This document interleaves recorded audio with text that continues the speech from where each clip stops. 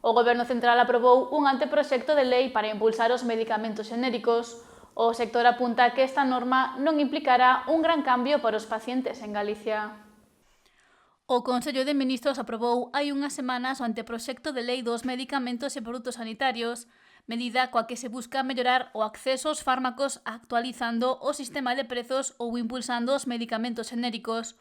Unha das medidas que se inclúe é a modificación do sistema de prezos co que se mellorará a competitividade dando un impulso aos xenéricos. Todavía faltan as alegacións de todo tipo que están abertas hasta o día 30 de abril.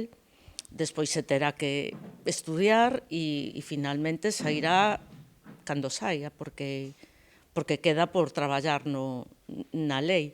É a nivel estatal. E bueno, no que pode afectar ao consumidor e ás farmacias é unha regulación máis do precio do medicamento, pero non, personalmente non creo que cambie tanto. Xa que recorda que en Galicia xa houbo unha reforma moi similar, xa que a sanidade é unha competencia transferida á autonomía. No sentido dos precios, cada mes se actualizan os precios dos medicamentos, e se os medicamentos non xenéricos están por encima dese precio, xa o sistema da tarxeta electrónica non nos permite dispensalos. Entón, eu non creo que vaya a cambiar tanto, polo menos en esta comunidade, porque eso está pasando. Seguramente a xentes, os usuarios de medicamentos crónicos e xente polimedicamentada se acordará, ou aínda hai medicamentos agora mesmo que non se poden dispensar, que os teñen que pagar. A persoa que quería levar unha marca en concreto que non entrara dentro da Seguridade Social tiña que pagala e sinala que os pacientes xa coñecen o funcionamento. As cousas non van a ser moi diferentes do que aquí en Galicia están sendo. A xente xa sabe, nos moitas veces, cando entendemos aos pacientes, moitas veces decimos, pois este medicamento por precio non yo podo dar, se o quere levar, teno que pagar, etc. E non sei se haberá algo máis que todo isto. Eu, polo que leín, non vexo nada específico, nada importantísimo que vaya a supoñer un cambio na dispensación dos medicamentos. Xa que o anteproxecto de lei recolle máis medidas ademais deste impulso aos xenéricos.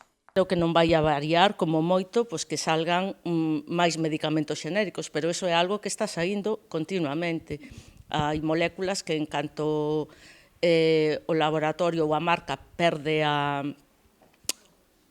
patente, pois xa pode salir a molécula xenérica, xa se establece un precio. É algo que está pasando xa desde fai tempo, polo menos aquí, non sei como en outras comunidades.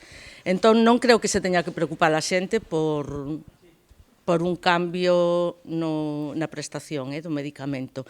En todo caso, penso que sería para mellor, non para peor. Neste sentido, quixemos coñecer se de verdade hai diferenzas entre os medicamentos xenéricos e os de marca. En teoría, non. O sea, un genérico leva o mismo principio activo e a mesma composición, a mesma cantidad, ten que ser equivalente, ten que ser bioequivalente e ten que ter uns estudios de bioequivalencia para que funcione. Si non, non pode sair ao mercado. Entonces, sí, logo está, como en todo, o que nos prefiramos, as nosas manías, ou, bueno, non podo decir que sea diferente. Polo que a principal diferenza é o prezo que hai entre un e outro. Ocurre que normalmente, ou hasta agora sempre foi así, cando se establece un precio para un xenérico, as marcas igual tardan uns meses, pero baixan o precio xenérico. Claro, isto supoño xa a outros niveles que non me competen, que creará un impacto nos laboratorios, terán outras, pero eso xa dentro da farmacia non é algo que nós podamos controlar ni saber. Realmente, hasta ahora, sempre foi así. Sai un novo xenérico, claro, se lle dá un precio moito máis barato probablemente que o que tiña a marca, e toda esa molécula ten que ir a ese precio.